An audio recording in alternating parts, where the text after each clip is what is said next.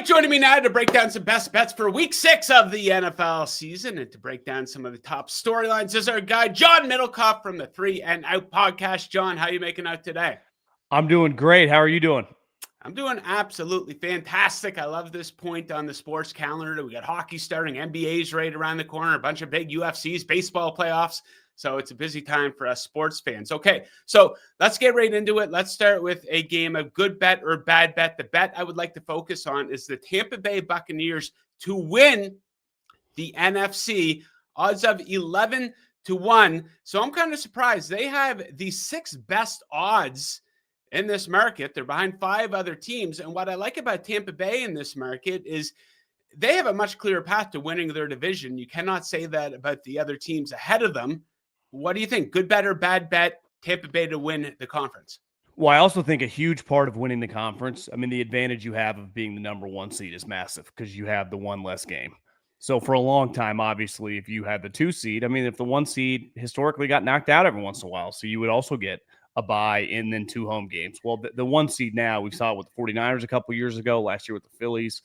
You get the bye, and I do think the advantage for them to win their division, when you look at their schedule, it is easier than, let's say, the Eagles or any team in the North, even if the North is a little down. I mean, I know the Niners are 4-1. The Bucs play them this week, but they feel a little bit like, they're held together with duct tape, and that division is going to beat each other up. So to me, the key is I think it's a double whammy. I think if they get the number 1 seed, that means Baker Mayfield's the MVP. And right now, he's got a lot of MVP momentum. Offensively, I mean, this is why you always draft best player available, because you'd be like, going into the draft, well, they got Mike Evans, who's a Hall of Famer, still really good. They got Otten. They got a couple running backs. Godwin's coming back off the injury. You don't need a receiver. And like, no, he's the best player on our board. And he's been fantastic. So, I mean, they got some magic going. I mean, Todd Bowles, that blitz call he had, to end the game that forced the interception with Sam Darnold was just perfect. He does feel like he's really kind of found his footing. The other thing is, like, we saw on Monday Night Football, Liam Cohen is excellent. Like, the guy is a really good coach.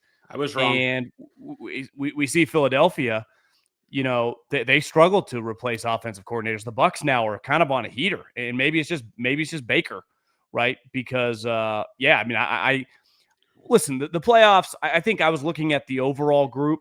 It's going to be a crapshoot. I think you could make the case, depending on health, for like 7 teams in the NFC. You wouldn't be shocked if Seattle beat the Packers, if Philadelphia lost to the Lions. I'm talking in any round, right? So it's really up for grabs in the NFC, which if I'm Baker Mayfield, if I'm Todd Bowles, if I'm Jason Light, I feel really good about my chances because, I mean, the Panthers just aren't that good.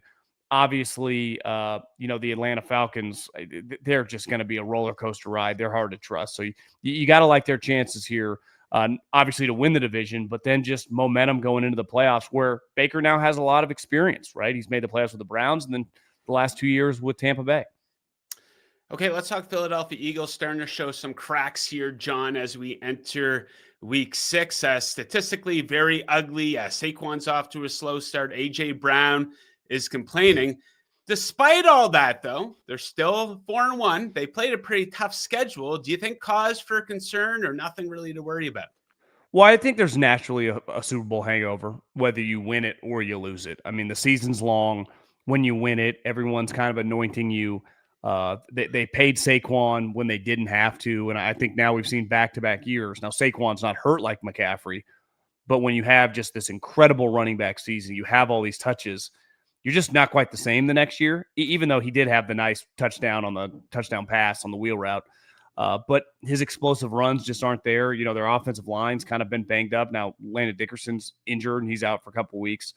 Their defense is not quite as good, especially from a roster standpoint, which is natural once you pay more guys. You have contracts that are playing out, right? I mean, they've paid these guys in previous years, so the cap – their cap numbers rise, even if Howie can manipulate it a little bit. But yeah, they're just something's off with offense. And I think it's simple as I know technically the defense kind of gave it up at the end, but you trust Vic Fangio. I mean, they're one of their great assets in that building, player or coach. But like, not every offensive coordinator is good. And you never know until they start calling plays. Like, do I think Kevin Patola knows the Eagles' strengths and weaknesses and, what he wants to do. And he's great Monday through Friday on the whiteboard and implementing game plans. Sure, probably a lot of coaches are. And then the game starts, and it's just off, and I don't know if he's trying to like justify Jalen's play to the outside noise. I don't know if he's trying to make AJ happy, but they were up 17-3. The stat I saw is Saquon had 1 carry in the second half. Obviously, he only had 6 total. And I get that they're selling out to stop the run, but you have the highest paid running back who's coming off essentially, an MVP season at running back, offensive player of the year. You have an excellent offensive line. Just play our good versus your good, and we're going to try to slow this game down. How many times in that second half did they go like 3 and out with 2 or 3 passes? It's like, what are we doing here? And to me, that gets to a guy that doesn't have an identity as a play caller, and honestly, he'd be the thing that would make me the most nervous if I was a Eagles fan, is that he's just not a natural play caller. And we see this. A couple years ago, the Eagles, Brian Johnson. Yeah, they had Matt Patricia in the mix, I believe, on the defensive end. How'd that work out? Okay, so 2 of the better quarterbacks so far this season, Sam Darnold and Daniel Jones. What do those 2 guys have in common? Well, they both finished last season on the Minnesota Vikings roster. Now, the Vikings aren't off to an awful start, and it is really easy to criticize in hindsight, but still, Jones and Darnold still just 28 years old. They went, 14? They had 14 wins with Darnold last season. How badly did they botch this decision to go with J.J. McCarthy, who's once again injured? Well, I think there are a lot of variables here. I think as we sit here today, no one can argue, including anyone with the Minnesota Vikings, if they could do it over, they just would have matched or given Sam Darnold a little bit more than Seattle gave him. Because remember, it's not like Seattle gave him $200 million. I think they gave him $55 million guaranteed, which for quarterbacks is nothing. The Daniel Jones thing, I do understand. Remember, they tried to bring him back basically at the same number the Colts gave him. But Daniel Jones is no dummy. He's like, well, I can go beat out Anthony Richardson, who clearly they want to get rid of, or I can try to compete with J.J. McCarthy, who they just drafted really high. And he's going to come back, and they're going to feel like they're probably cooked the books a lot like the Niners did a couple years ago with Trey Lance. You almost just hand the job off, where the Colts were ready to pivot. Like Sam Darnold, we saw Sam Darnold be great. I know he wasn't good the last couple games, and maybe that clouded their judgment, but he had an excellent season, throwing 35, 36 touchdowns, making huge plays. I mean, hell, he made one of the best plays of the year last year when he beat Seattle at the end of that game, and Mike McDonald talked about it at his introductory press conference. Like, I had a front row seat for game planning against this guy and then playing him and him beating us, which cost Seattle the playoffs. So I think that, to me, is the big regret, because they basically chose the cap space of not signing him to sign all these other guys. And then, hell, it turns out they have had a bunch of injuries. So, like, my takeaway from both those guys is Sam Darnold's just good. Like, how good? I mean, it probably changes on a weekly basis, like where you would rank him, but he's a good quarterback and a winning quarterback, right? Honestly, that game against the Buccaneers, I thought he was fantastic. I mean, I'm sure you have too, like, talked a lot about Baker Mayfield after that game because his team won it. But Sam was every bit as good, and the interception at the end of the game, he got hit right as he was throwing. It's not like it was a terrible pass. But Daniel Jones, I didn't see this coming. I thought he could resurrect his career because Colts, I mean, good running back. They draft this tight end. How good's Tyler Warren been? I mean, that guy looks fantastic. They have good wide receivers, a good offensive coordinator. But to me, Daniel Jones is like Sam Darnold last year at this time. Yeah. Like, whoa, didn't see this coming. That's how it feels. Because you watch that Raider game, and I get it's the Raiders. He made a couple throws, whether he's playing the Raiders or the 85 Bears.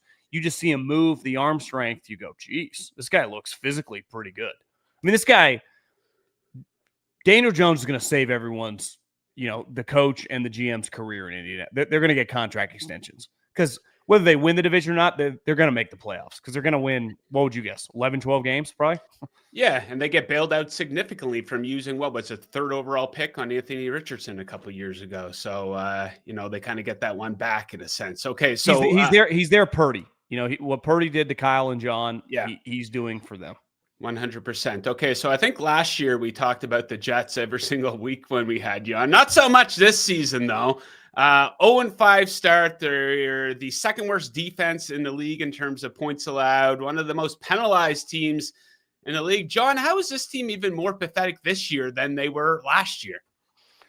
They were tough to watch. I mean, that game, I stopped paying attention like halftime. Like, this is a joke. Now, the stat that's going around on Justin Fields, that he has never won a game when the opponent scored more than 21 points, like, and I think it's, over 25 games, whatever the number of games is, like multiple seasons throughout his career. It's pretty crazy. And, he's a good guy. I've been impressed with the way he's handled some of these situations. He's just not a very good quarterback. And obviously, Aaron Glenn is a defensive guy, and their defense is horrendous. And you would said, well, he took over a defense that, in theory, has some pretty good pieces. But I think I told you this last week, and I've said this kind of over and over. I get paying Garrett Wilson because the guy's a really good player. He'd be a starter on every team in the league. I do think Sauce Gardner is trending the wrong way and is one of the most overrated players in the league. And when you invest that much money, like, this is the thing for Aaron Glenn. He took over a team that did have some, it wasn't like just a start over, right? It wasn't a tech startup. Like, sometimes NFL teams, you show up, you get to build the thing from the studs. They had some high priced guys, and then they doubled down and paid a couple guys. So now you're in this position where it's like, you got some huge salaries on the books, and a couple of them, especially Sauce Gardner, are just not going to be able to live up to that number. And then your quarterback situation, I watched a lot of Saturday football, and I just don't see many, guys that you'd feel comfortable like taking number one overall and change your franchise. Cam Ward is better than every prospect that I've seen so far through 5 weeks in this draft. And look at Cam Ward, bad team. They're terrible. So it's pretty bleak right now for the Jets. That's for sure. Yeah, back to the college thing. That's why I say the Dolphins should have no issue using Tua as a placeholder, even if they have a high draft pick. If there's someone they absolutely love at quarterback, sure, take them. But, otherwise build out the offensive line. Pick a young guy that can join the secondary or something. Totally. Okay, John. Best bet time. So last week, my favorite spread bet of the week, it was the Colts. They were 6.5, 7 against the Raiders. It didn't matter where the spread ended up at. They absolutely destroyed them. My analysis going into that, well, part of it, there was a pretty big disparity when you looked at the stats, is that the Colts are a team, they got that new car smell. They're just realizing that they're good. So the foot stays on the gas. You look at a team like the Chiefs, the Eagles, not necessarily a good bet, but the Colts will not hesitate to beat the living shit out of a team. And I think they're in a situation where they can possibly do that again this week. They're favored by 6.5 versus the Cardinals. And you like the Colts this week. That's one of the worst losses in NFL history. Would you agree? The Cardinals, the Titans. I had the survivor. I had the under in that game. It ripped my heart out. I'm still mad about it. It's one of those that, the head coach, I wasn't like, thought it was that crazy. He hit him on the pads, but the running back dropping the ball, I just feel like that is a moment and that the ending in the fourth quarter is something you don't come back from. It can just ruin a team. And they've been a weird team to begin with, even though, they started really, they look good in that game through the first quarter and a half. You're like, God, the Cardinals are coming out. They're going to win this game 40-0. Now it feels like they've completely fallen apart. You have the coach apologizing to the team. This is a moment where, to me, Jonathan Gannon actually, I think, has done a pretty solid job over the course of a short career in Arizona. But this is not a guy with a long resume. This isn't like a Tomlin, a Harbaugh brother of Vrabel that can demand, hey, I've been doing this for years and we have success. Follow my lead. It feels like they could crumble. And the momentum going with the Colts, their offense is just so potent right now. Jonathan Taylor looks awesome. Warren, I just think that this has – listen, are you going to blow out teams? This isn't college football back-to-back weeks. But I could see the Arizona Cardinals almost – not doing 1, 2, 3 Cancun, but just kind of falling apart at the seams. And with an inexperienced coaching staff, they have young coordinators. I mean, I think their coordinators combined are the two youngest guys in the league when you add up their age in Arizona, that it could get ugly, and it could get ugly fast. Some rare breaking news here, John. We'll get a quick reaction. We don't have to go too in depth on this. The Browns are trading Joe Flacco and a 6th-round pick to the Bengals for a 5th-round pick. You think that gives the Bengals any? Now they need to do something. You think it gives them any boost whatsoever? Their offensive line, you would need, it would make more sense to take a flyer on a guy that hadn't done much but can kind of run around. And I'm not saying this guy's any good, but a Joe Milton, some younger player on some team with some athleticism. Joe Flacco is less athletic than Burrow and obviously Jake Browning. He is going to be a sitting duck. But in fairness to the Bengals, it's not like there are a lot of options, right? It's like they're just trying to kind of keep their head above water. They cut, was it Mike White off the practice squad? They're probably screwed no matter what. But just from a specific X's and O's football standpoint, putting Joe Flacco behind an offensive line that cannot block when he cannot move makes to me no sense. I mean, he's got no shot. Now maybe they just say, hey, just throw some go routes, throw some comebacks to the two receivers, and he could do that better than Jake Browning. But I'm not trying to defend Jake Browning, but watching them play, I just think Joe Burrow is bound to get hurt. Any quarterback, you would need Lamar Jackson to even have a shot, or Kyler Murray. Yeah, everyone was saying Jameis, which would have been fun, but maybe the Giants didn't want to part with him for whatever reason. Okay, let's keep going with the best bets here. One of the more interesting games of the week. Now, I got burned quite badly by the 49ers last week on Thursday Night Football. I got the early number on the Rams before all the guys got announced as injured inside of 7 points. I thought that, was going to work out very well for me. It did not. Same. Either way, so the 49ers, they're a 3-point underdog. They go to Tampa Bay to take on the Bucs, and you like the underdog here. I would take whoever in this matchup plus the points. If this was in San Francisco and the Bucs were getting 3 points, I would hammer that. The 49ers have a pretty big rest advantage, obviously playing Thursday. Tampa play in Seattle, and then it's probably one of the longer flights in the league, Seattle to a Florida team. So huge rest advantage. It's not like Tampa is super healthy. Now, I do think, Mac Jones, I would expect him to play again, not Brock Purdy, who knows his status for the rest of the year with the turf toe. But one thing you see with Mac Jones, like he's pretty good in this offense. And, Kittle, Kyle announced is not going to come back, but they've done a pretty good job with like Jake Tonjes. And defensively, the Robert Saleh addition, and this is where when we talk about franchises being cheap or not being cheap, it's like there would be a lot of owners that would not have given $5 or $6 million to hire Robert Saleh back. It's like, Kyle, we're paying you a bunch of money. Find a guy to be a defensive coordinator for half the price. And the 49ers said, we'll give you an unlimited budget. Go hire who you want to hire. And it was Robert Saleh, and he's made a huge difference for the 49ers. So there are going to be some random guys playing, but I watched the Buccaneers. They got some random guys playing too. I just think this is a pretty good spot for the 49ers coming off a Thursday momentum win. Question marks, the quarterback. And I do think the pass rush for the Rams, who were hitting Mac Jones, is better than Tampa. Now, Tampa manipulates a lot of it but with the blitzes. But, Kyle's had extra time to look over that. The 49ers are also pretty good at the check down. And, Mac Jones or Purdy, especially Mac Jones, just get rid of the ball quick, and they got no problem doing that. I mean, hell, they beat the Rams by doing that all day long, throwing a bunch of just check downs, getting rid of the football. So I like that against the blitz of Todd Bowles. Now, 49ers to win this outright wouldn't go that far, but I do like them getting, especially if that number even goes higher, like 3.5, 4, I'd be all over it. Okay, let's wrap with a game that is not the sexiest game of the week. Maybe a sexy pick, though. The Patriots are in New Orleans. The Saints are a 3.5-point dog, and you like the home dog here. Yeah, I just like the Saints now getting points. I think I've said this to you now early on in the season. I definitely saw it when they played the 49ers. Their offense is not bad. Spencer Rattler is not bad.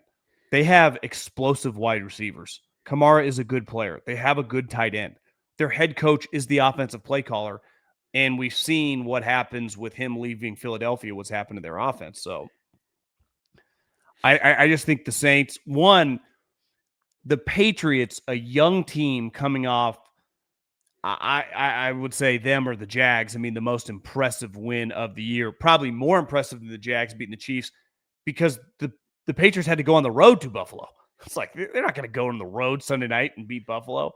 You start feeling yourself a little bit, could see them coming out a little flat. And if you're the Saints, they kind of feel like they play the same way every week, just kind of let it fly. Remove the Seattle game where with the special teams, it just kind of unraveled for them. They've been a feisty team. They have, at one point in time when they were winless, there were teams that had wins that I was like, I think the Saints are better than.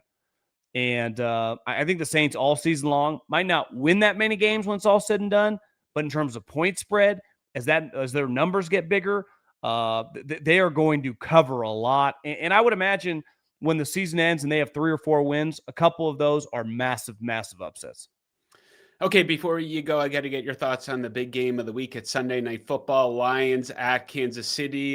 Detroit's a 2.5-point underdog. I find that kind of interesting because both the Eagles and the Ravens were a small favorite when they went to Kansas City, but here we have the Lions plus 2.5. Any thoughts, any leans for that game?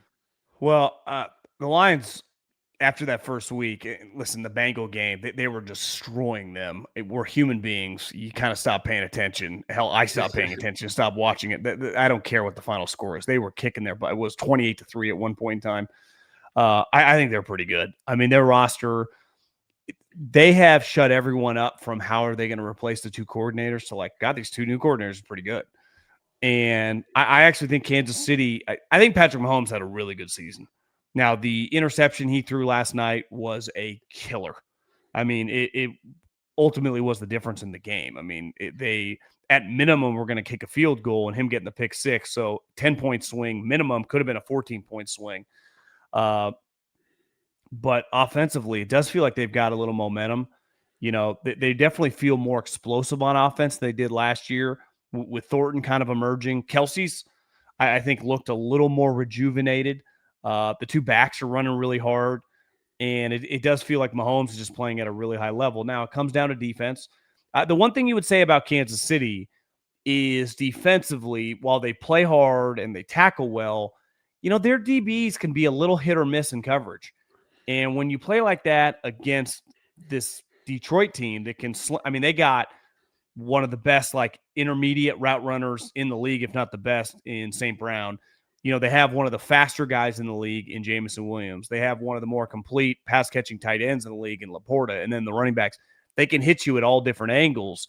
So to me, that defensive backfield, I would imagine, is an area that Spags, you know, it ultimately cost him last night on that pass interference in the end zone, which is a tough play. Could happen to anybody. But it feels like that happens to the Chiefs more now than it did a couple years ago. And maybe that's part of just having some high-priced players and having to go younger at some different positions. And the other thing is McDuffie, who, you know, he did have the interception on Monday night, but it was because of a pass interference. I thought was going to become one of the more versatile, high-end players in the league. You know, he's solid, but I don't think you would view him as a star defensive back. And you could argue that the Lions remove the quarterback, the rosters, that they have the much better roster. So it's going to come down to Mahomes and the home field advantage. Lions have scored 31 or more points in 9 of their last 10 games. Their team total, I love betting team totals, sitting there 25.5 points. I think I'll be taking the over in that once again. Do you take away anything from that Raven game that they kind of got the monkey off their back of playing outsiders? Looking back, that Raven game now with the injuries is not. I think so. I mean, I was leaning. You kind of went into that and you're they came out in Green Bay in week 1. Maybe it was a week 1 rust thing. Maybe it was because they were on the road though. And they kind of went into that game. And at that point in the Ravens game, we didn't know that the Ravens defense was a complete and total joke. Right. So, yeah. I like Detroit. They're a fun team, over 25.5 points. Okay, John, we will leave it at that for this week. Thank you again, as always, for joining. Best of luck with those bets, and we'll catch you again next week. Adios. Talk soon.